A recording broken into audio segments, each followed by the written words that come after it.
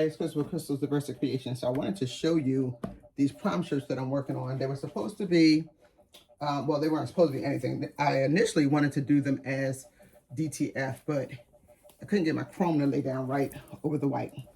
This is ultimately how the shirt came out. Very nice. You can get through it very quickly, have your pieces cut. I stack them. I don't put them in the set, I just stack them. And then when I get to the press and line it up the way I thought I wanted, because I might wind up switching it up. And then I come on and start just doing them. Do the backs, because the backs is where you have to identify the size with the person, right? Then you're free to do the fronts one after the other. And then you are on a mode. And so because I have one more left, I won't even bother to take this off, because this gives the shirt a moment to cool down. And I don't have to wonder when I'm pulling it, am I going to lift up the vinyl or anything. You just leave it on there. I want to just walk you through how I lay it out.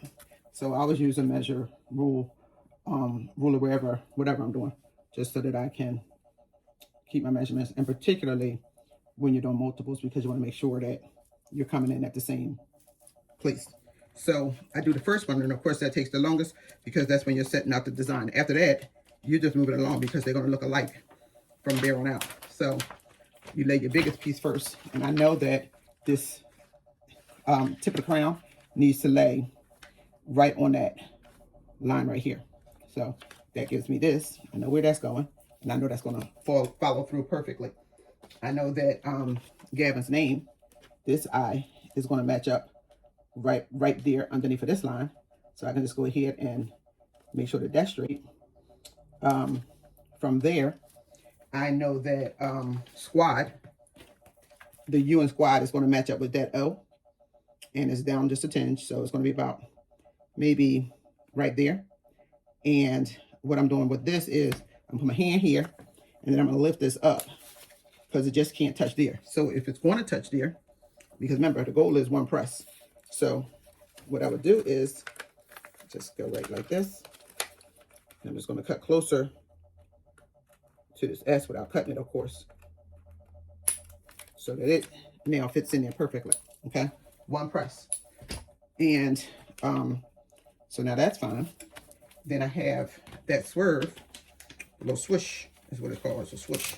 So I have the swish, and then my swish, the 2026 is centered under that U.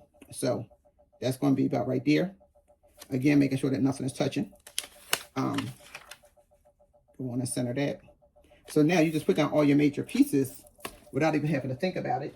And then I have these little stars that I printed off of Cricut in their little section of images, I think it was in. And you just want to cut them close so that you can put them where you want them. But I already know where these are going to go, because everybody's getting them in the same place. The only one I had to switch out with a little bit is the sister shirt, because she's a small.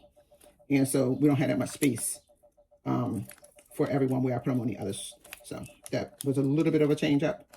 Other than that, pretty much did the same placement. I just brought hers in, because the small, you lose about 1 inch of the shirt. So I brought some stuff in exactly 1 inch, like that.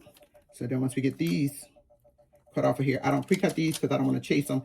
And I printed them with a set for everybody. And then once I got over here, I figured out how I was going to use that set.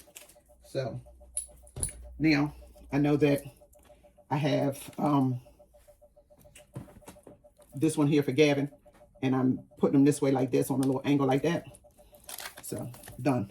And then I know since I was trying to highlight Gavin's name, I know I had one over this side too, right? So put that on over there. Like so, like that, as Aunt Tab says, right? Get that over there like that. Then I had a small one by the crown, like on the angle right here, just to kind of be like a little dang for it right there. Put that like about right there like that. Okay, and then I had a larger one left and a smaller one. The larger one, I used the accent squad. So that went here like this. And then the little one that was left goes right about here, like this. And I mean, no one is sitting watching every piece of your shirt, but it does need to look cohesive, you know. And so I slid it over because this one winds up wrapping around the center of the shirt is here. So then I'm going to go ahead and press. But you see how easy it was. Once you do the first one, you take the most time there. After that, everything else is rinse and repeat. So you're going to get equally as nice of a design if you mix your colors. I got some glitter in here, a little glitter spark. Grab this little design right here, this little swirl. Simple, basic, but I did it in a silver metallic so that it give it a little pop. And this is how you can take something and make it look like level it up a lot. And so this is the dad's. And then on the back, you got the silver metallic again and the name now. So let me show you. This is the man, so you can't do but too much there. But this is actually the moms. I think it's 5 altogether. Grandmom, sister, godmom. Yeah, it's 5. So you cut your designs enough so that you can layer them. So you're still only doing 3 presses in all. So I do all the backs so I can make sure I got the sizes right. It can take my time there, get the sizes right. After that, you are just doing all of the fronts alike. So ain't much to think about there. But what I wanted to show you was with the ladies ones, we got some glitter in the squad to kind of give a little pop, give a little punch it up now. And we use that same glitter on the back, so it gives it a nice little punch. And this is the HTVRont metallic silver, and it's their vinyls.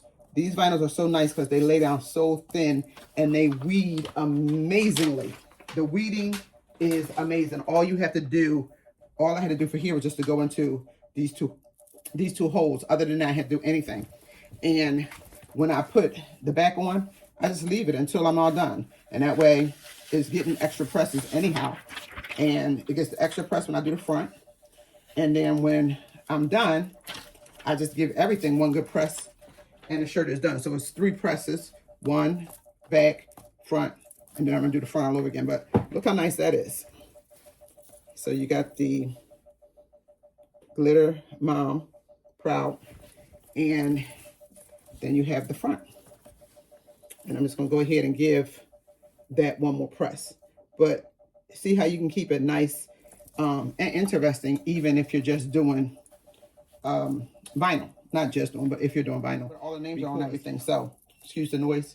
This is the Racoma 16 by 20 auto press. So here you have it. And I will show you all what they all look like together. But I think they're really nice. And they didn't have a preference one way or the other. It was just my preference to do it because I could get the metallic and everything with the DTF. But I'm equally as pleased with this. So there you are. I'll show you the end. And here are the finished shirts. And I just love them. And I know they will too.